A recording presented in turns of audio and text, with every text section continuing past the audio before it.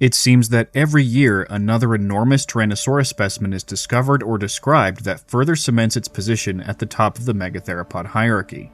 In 2023, the specimen Cope Rex launched to internet fame thanks to its enormous femur, and more material has been measured since that solidifies its status as a genuine challenger to Sue's throne as the top dog. Around the same time, rumors of a monstrous specimen nicknamed Bertha began circulating. This fragmentary Tyrannosaurus was discovered in 1987, and only began getting attention once the material began formal study by Dr. Holly Woodward, a paleontologist who specializes in histology, or the internal structure of bones.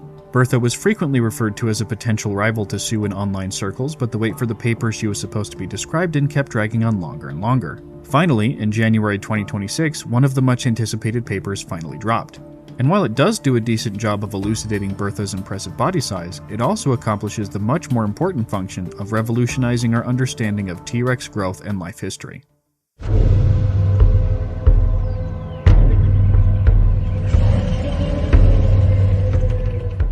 In order to properly appreciate what this study means, we should cover some of the basic vocabulary involved in histology. For the purposes of this video, paleohistology refers to the study of the internal structure of tissues, in particular bones, often with the intent of trying to decipher ages and growth stages of a particular fossil animal. Dinosaur ages can be roughly estimated using lines of arrested growth, or lags, which are currently understood to represent annual cessations of growth associated with diminished resource availability. When an animal has finished meaningful growth, reaching skeletal adulthood, you'll find multiple lags very close together that form an external fundamental system, or EFS. If a dinosaur has a clearly defined EFS, typically found in the femur or tibia, it's considered to be a fully grown adult.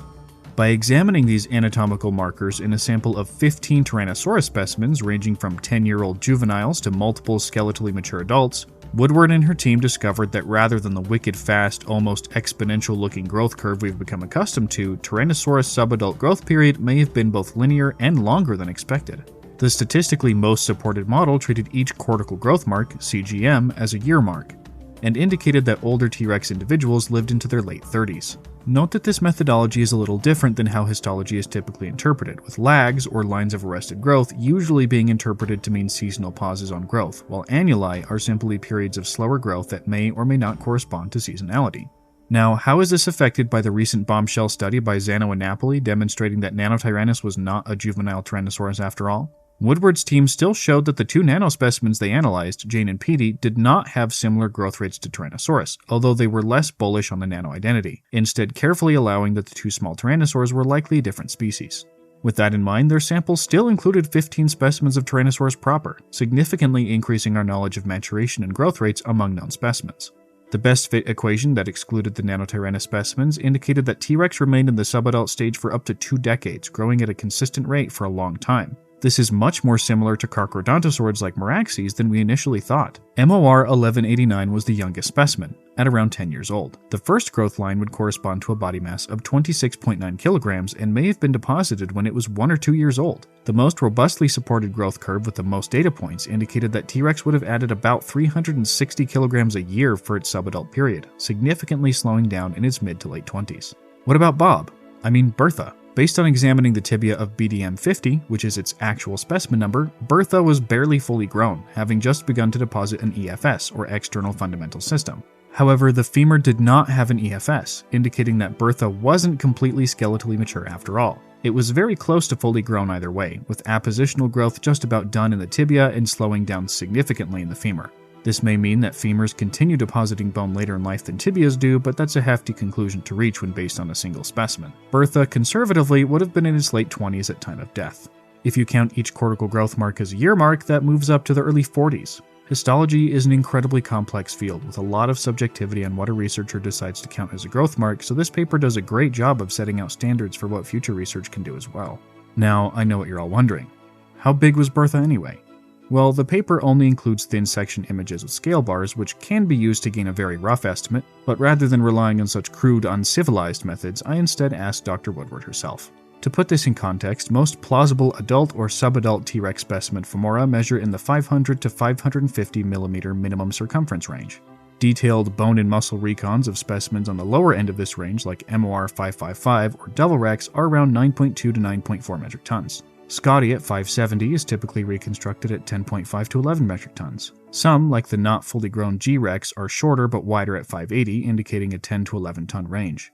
Sue is estimated at 574 millimeters, but that used a coring technique rather than the outside surface, and so would be perhaps 10 to 15 millimeters higher if using the same standards as the other specimens. Estimates ranging from 580 to 594 are found in the literature, so the true value is likely in the mid-580s. At any rate, with biomechanically viable soft tissue, that corresponds to a mass of 11 to 13 plus tons depending on the reconstruction. Cope, at 630, has far and away the thickest theropod femur ever measured in the literature and is likely 12 to 13 tons based on volumetric reconstructions. So how does Bertha stack up? The original crushed section of the femur was 570 millimeters around, already on the high end for Rexes and bigger than any non-Rex theropod by quite a bit. Dr. Woodward painstakingly took the thin section and created a digital copy, which he reconstructed by putting each shard and fragment back into its original shape like a puzzle piece. The results of the thin section circumference were 598 millimeters. However, it turned out that the thin section wasn't from the thinnest point of the femur, which was roughly comparable to Scotty and Sue. The femur length is still undergoing restoration by Denver Fowler, and during the writing of this video I confirmed with him that the circumference is roughly comparable to that of Sue. I'd guess, and this is with the caveat that more research is coming, that the animal would have been about 12.5 meters long in life with a body mass range of 11 to 12 tons. More descriptive papers on Bertha in particular are on their way, and you bet I'll be covering those here. An important note, the paper itself says that Sue was clearly larger and older than any of the included specimens. Dr. Woodward clarified with me that this statement was not accounting for the enormity of Bertha's femur and does not discount the possibility of Bertha being roughly the size of Sue. Feel free to pause here to read more of her explanation. The important thing about Bertha is how it contributes to our understanding of Tyrannosaurus growth.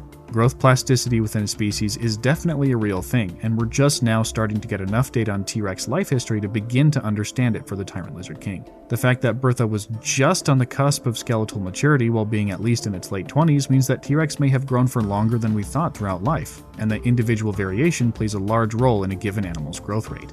Sue, for example, died after having been skeletally mature for 8 to 11 years. Bertha may or may not have been fully grown and was right on the border in either scenario, but was close to the same age as Sue. This paper gives us another definitive adult Tyrannosaurus actually, which was understandably overshadowed in the Bertha hype.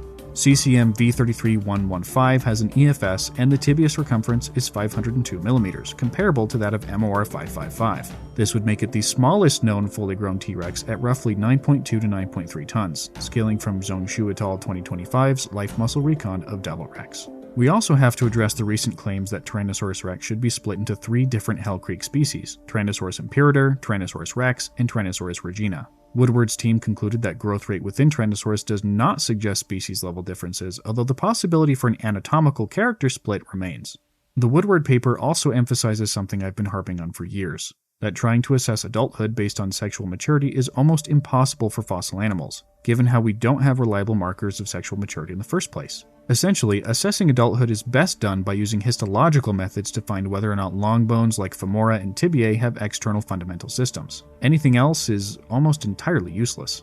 To sum up the amazing findings of this paper, I brought in the person best qualified to explain it, Dr. Holly Woodward herself. Let's see what she has to say. What are the most important takeaways you'd like the audience to get from this multi-year research? I think one of the takeaways is that, science can take time and, you don't want to rush things, and data collection is important. And this project took 11 years, but over those 11 years, we were continually acquiring new Tyrannosaurus specimens to add to our data set. And I think that it's important to understand that with new data, you get more information. And so sometimes it's worth taking the extra time because we have, over doubled the number of specimens that the original growth studies had. And so we can learn a lot more about T-Rex because of that.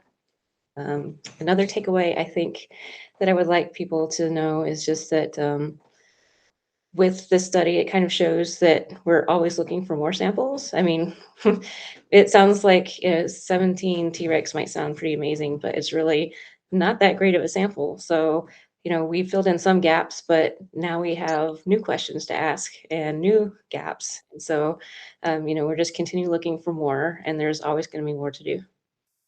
What are your thoughts on potentially using femoral volume as a proxy for body size in place of femoral circumference in theropods? I think that that's a really great idea because with our body mass equations now, we're using two-dimensional measurements. So basically, something like femur circumference, and then we're cubing that to estimate body mass. There's different formulas, but that's basically what you do is you go from 2 dimensions to 3 dimensions. And so whatever error is introduced in your two-dimensional measurement is cubed and going from 2 to 3 dimensions. So if we could start with a volumetric measurement of a femur, for example, and we can come up with a regression or some sort of relationship for the femur volume to body mass, then that takes the conversion part out of it. And so the error, if there is any introduced, is not going to, explode because of some conversion that you have to make. The problem is that right now we don't have a modern data set really to ground such a study in. So we would need, at best, a whole bunch of bird femora volumes and body masses, anything bipedal. So that is pretty much birds and people. But if there is some kind of relationship there between volume and body mass, there should be.